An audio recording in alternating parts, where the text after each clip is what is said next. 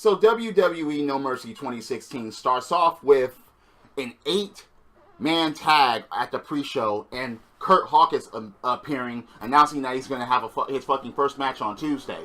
Now, I will get to that first match later, of what my theories may be about his first fucking match. But I'm going to pass on because, of course, it was American Alpha and the Hype Bros versus the Vaudevillains and the Ascension. Anyone think that the Vaudevillains and the Ascension had a chance of winning that? No? Okay. I'll just move on from there. So, the show starts off with the main event. Haters say, huh? Haters say what? Stomp them in the nuts. I'ma stomp them in the nuts. We'll stomp them in the nuts. We'll stomp them in the nuts. I thought that could have been a bad omen from the get-go, because it's like, whoa, you're starting off with Styles, AJ Styles, John Cena, and Dean Ambrose at the beginning. When has there ever been a pay-per-view that the main title match was first, as far as not having a title match last? I know a couple of WrestleManias did that when the World Heavyweight Championship was first, with Daniel Bryan went against Sheamus, and then the WWE Championship was last. But this is the only main title that's on the fucking show, and it was the first match. And needless to say, this was match of the night. It was. Triple threat rules, no disqualification, and it wasn't an outstanding match, but it was good. They had a lot of spots, a lot of good stuff, not that many botches, and it was a pretty substantial match. And they showcased everybody as far as their abilities. You know, Dean Ambrose with his unstableness and shit to be pulled out of nowhere. John Cena with his power, and AJ Styles with his wrestling ability and his high-flying ability. I look, and since there was no DQ, it was kind of a controversy type of thing, because AJ Styles was hooked up with 2 submissions by Dean Ambrose and John Cena at one time. AJ Styles taps, the bell rings, the ref waves it off because it's like, no, these motherfuckers had 2 fucking submissions on him. So the match continues, and AJ Styles brings in the chair, which is legal in a triple threat match, pops John Cena after John Cena gives him the fuck you. He gave Dean Ambrose the fuck you. AJ Styles slaps Cena on the stomach and across the back with the chair, throws it away. 1, 2, 3 on John Cena, avoiding a 16-time world champion. I said Cena was going to take the fall, and he did. He did. So, at the end of the day, yeah. Match of the night, it was a pretty good match. And, look, AJ Styles retains. I think that's the best way to go right now, as far as SmackDown Live, because they need a heel as a top champion. They need to build up more faces. They need to do something. There has to be a shuffle or something, because this pay-per-view was kind of, but the championship match being at the beginning, fuck. Was anyone okay by that? I want to read your comments if you actually do. But I'm going to move on from that now.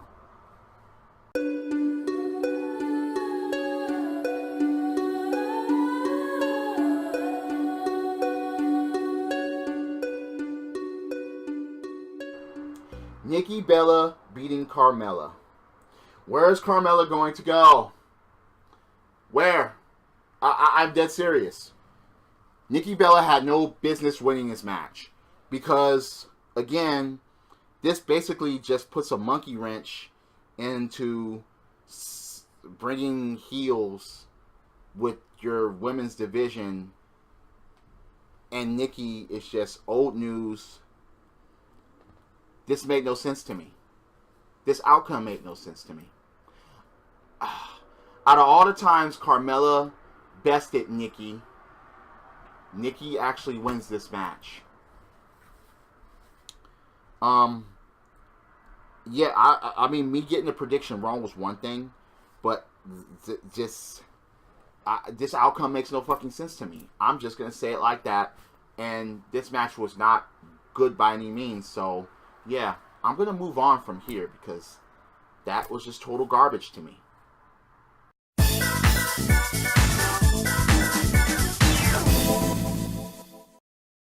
Okay, yeah, I actually got this one wrong.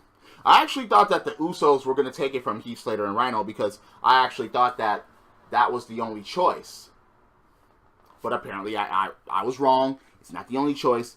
Heath and Rhino are still champions. I guess the novelty hasn't really worn off yet between Heath, Slater, and Rhino. Maybe the Usos will get another shot. Who knows? But now, it's like, who else is going to contend? Or are the Usos going to try again? Because Heath, Slater, and Rhino, they can't keep the belts for very long. I understand that okay, I don't want them hot potatoing titles, but Heath, Slater, and Rhino as a great connection, maybe they're trying to wait it out a bit so they can make Heath Slater more credible. I could see that. But, yeah, I was wrong. I actually thought that the Usos were going to win. Go figure. I was wrong, and I hold myself accountable for that. I just didn't think that Heath and Rhino were going to win. I just didn't, so... I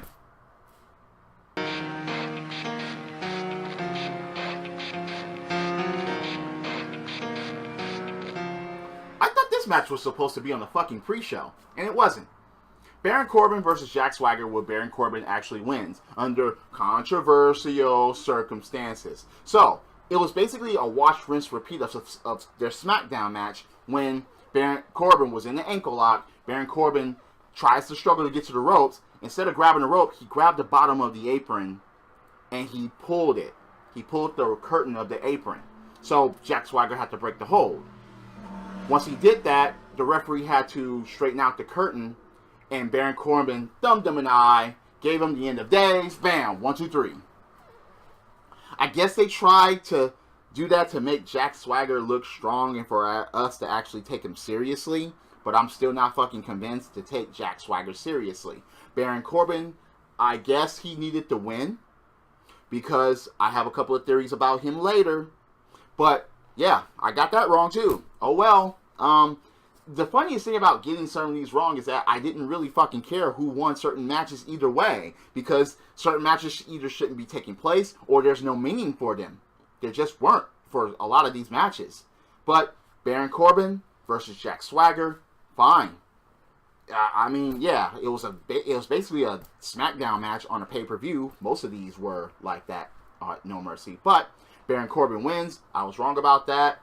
Congratulations to Baron Corbin. Now WWE, do something fucking positive with him.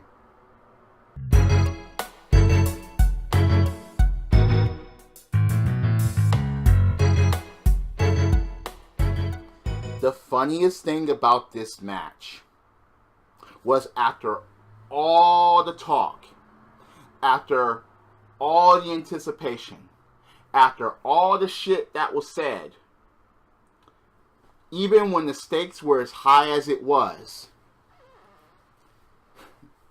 The Miz still could not put on a classic match alone. A good match alone. A substantial match alone. He couldn't leave it all in the ring. He had to have some sort of assistance from everywhere to try to beat Dolph Ziggler. Okay? Ziggler basically was the best person in the fucking match. And that's including the former true Intercontinental Champion, Maurice, who got involved with hairspray.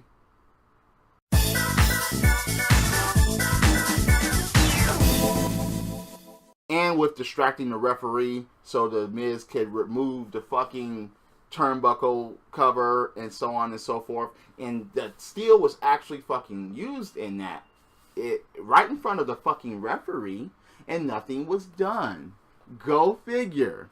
Then the Spirit Squad comes out with distractions. Yeah. So, once again, after all the shit that The Miz did, after all the signatures that he did, after all the moves that he botched, he could not even do certain shit correctly. And it's like, fuck, man. Go back training. Go back somewhere else. Practice your shit. Stop fucking being the type of wrestler that you are and do some shit that's going to impress. Do some shit that's going to value you in the main event scene or even as a mid-card scene. Fuck with all the talk. You don't deserve to be holding any championships. The Miz does not. A lot of people are like, oh no, now the Intercontinental Championship is irrelevant again. Well, for 188 days, I think that was the length of the Miz's reign, it was still fucking relevant. The only reason why people were interested in the fucking first place is because of all of the talk after the Miz cried on Talking Smack to Daniel Bryan. Basically, Daniel Bryan iterated what a lot of people have said about the Miz for years. And the Miz blows up at it. And people were trying to actually compare that to CM Punk's pipe bomb. Fuck you if you think it was on that fucking level. No! So, Ziggler is the new Intercontinental Champion. Go figure. You couldn't keep him down. After all the distractions, after the hairspray, after the Spirit Squad, after Maurice, after the turnbuckle, after all of that, again, and all the Ziggler's selling or overselling the match, which really made the shit good in the fucking first place, all of that, Miz couldn't get it done alone, and he never will. It's just as simple as that. No classic match is going to be granted on his part. This was no classic by any means. It was a back and forth match, but again, Miz can't do it alone and be convincing, you see? In order for us to get emotionally involved, other things have to fucking happen. Keep that in mind. Other heels don't need that. They can do shit alone. The Miz actually needs something else in order for everyone to get emotionally involved. That doesn't make him good, by any means. It just doesn't. That is the value of the manager. Or his valet in this case. That's why Bobby the Brain Heenan, that's why Mr. Fuji was important when he was a manager, that's why Jimmy Hart was important when he was a manager, because of their fucking value. Even Dr. Style Slick has that accolade, okay? So, Maurice has that with The Miz. But that doesn't give credit to The Miz himself. Because he needs it. If he didn't need it, and he actually did shit alone, like other heels, then he would get some props. But no, fuck that guy. Ziggler, 5-time Intercontinental Champion, congratulations. And that was the only outcome that I could have saw that could have made sense. And that couldn't have been a good disappointment. So congratulations to Ziggler. And The Miz looked like he was about to fucking cry. Yeah. Where'd my help go? The referee sent them all away. Fuck The Miz, okay? Just fuck him.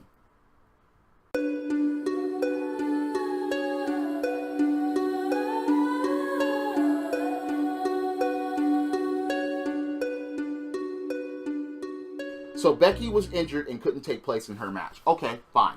Naomi taking place and then beating Alexa Bliss. No, fuck that. That's enough. That's enough. No. Naomi was getting her ass whooped and then a fucking roll-up cost... No. Naomi beats Alexa Bliss. How are we supposed to take Alexa Bliss seriously at this point to be the #1 contender for the SmackDown Women's Championship? Sell that to me. Someone please fucking explain that to me. Fuck that match. I'm moving on.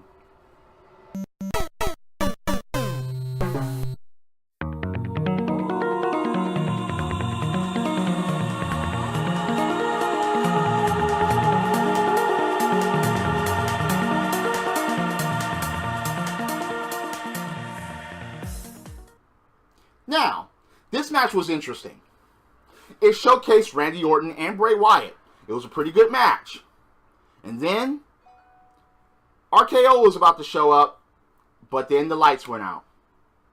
And then, lights didn't necessarily come on, but the spotlights were in the ring. Luke Harper was in the ring. Enough distraction. He didn't touch Orton, Sister Abigail, and Bray Wyatt wins at a pay-per-view. Wow.